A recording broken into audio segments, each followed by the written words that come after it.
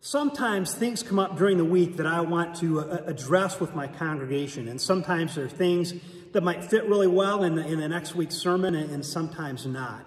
And today I want to share something that doesn't necessarily fit with the sermon that I'm working on for this week, but it has to do with my reaction to current events this week. And I've been watching events unfold in Kenosha, as many of you have, and I've been struck with a stark difference between how many people responded to two different men. One was a black father who may have had a weapon. The other was a white teenager who was carrying a rifle. As the situation unfolded, the black individual, who may or may not have had a weapon, I don't know that yet, ended up being shot. The white young man walked through a group of police, drove home to his state, different state, and then was arrested the next day.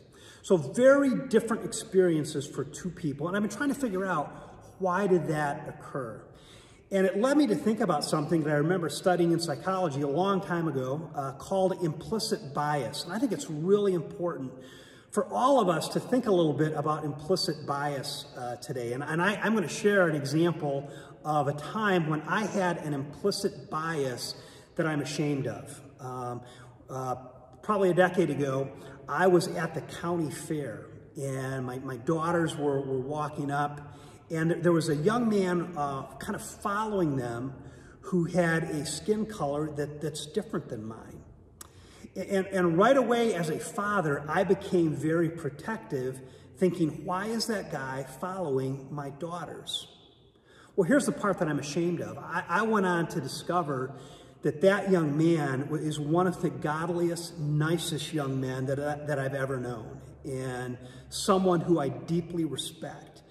And yet I'm ashamed to admit that in my heart, there were some negative reactions that developed that again, I'm ashamed of. And implicit bias is a psychological factor that explains why I reacted the way that I did. And I think all of us need to wrestle with it in the events that are happening in today's culture around us. Let me talk about what implicit bias is, and to let you know how important this is, I am a Wolverine, and I found most of this information on the Ohio State website. So I want to give some props to OSU for putting this out here. But here's what implicit bias is. Implicit bias are unconscious or subconscious assumptions that we have about people or things. So they're assumptions that we have that we don't even know exist. So another thing about implicit bias assumptions are that they are involuntary. We don't choose to have these assumptions, yet they influence our behavior. And this includes attitudes, stereotypes, and beliefs that we have about people. Implicit bias assumptions develop over a lifetime. So the factors that shape these assumptions can go all the way back to our childhood, affecting how we view people. The next thing about implicit bias is that it can be favorable or unfavorable. And what happens is we tend to have favorable assumptions about people who are like us, and we tend to form unfavorable assumptions about people who are unlike us. An example of a favorable impression of people who are like us is that as a white person, if I go in and apply for a job, there are a whole set of assumptions that kick into action as the person is interviewing me. If a person of a different skin color comes in and applies for the same job, who may have the same qualifications, there are different assumptions at play that often put that person at a disadvantage. The advantage that I enjoy is something that's called white privilege. White privilege doesn't mean that white people don't have to work for what they accomplish, or that many of them have had to overcome major obstacles in their life. And I think another example of a white privilege kind of assumption, as I've talked to some of my black friends, they'll talk about going into a department store and having people follow them, assuming that they might shoplift. Now, when I go into a department store, that never happens to me. And that's an example of how implicit bias works and about how it sometimes works to my advantage. I've also talked to some of my black friends about an experience called driving while black. And there was a time a few years ago where I got pulled over driving home from South Charleston, and I didn't have my license with me. And the police officer came up, talked to me, I explained that I didn't have his license, and he said, hey, I tell you what, I'm going to wish you a Merry Christmas, just drive safely and hope you have a safe trip home. I'm not sure that that would have happened if I had been a young black man. Perhaps it would, but I think there's a good chance that it may have unfolded differently. And that's an example of how powerful these assumptions can be. Another thing about implicit bias is that it's extremely pervasive. We have these unconscious assumptions about just about everything.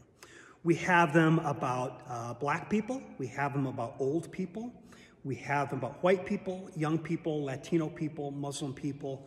But in all areas of our life, there are these unconscious assumptions that we haven't identified that are affecting our behavior in ways that put people who are parts of minority groups at disadvantage. It's also important to realize that our implicit biases can be completely at odds with what we claim to value and believe. I think that bore itself out in the experience that I described at the county fair. When that situation took place, I was actually working at a university where I was the person primarily responsible for diversity education. So I was very committed to educating people on diversity, and yet there were these biases that I had that caused me to act in ways that were at odds with my stated values. Implicit bias really kicks in when something goes wrong. And what happens is when someone who is different than us does something wrong, we often attribute it to their character. It's something about them that's a core part of who they are that causes them to behave poorly. And when someone like us behaves poorly, or when we behave poorly, we attribute not to character, but to circumstances. The reason that I reacted bad was I was tired, or I was having a bad day, or it's not who I am. There's some other factor that explains why I behave poorly.